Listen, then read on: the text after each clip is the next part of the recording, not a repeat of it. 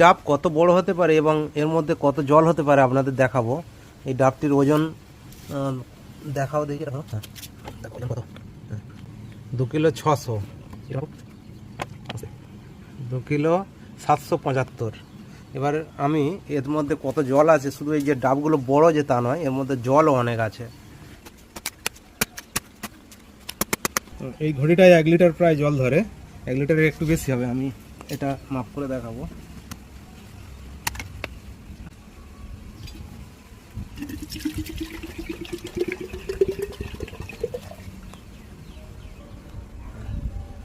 হ্যাঁ, প্রায় 750 মতো জল।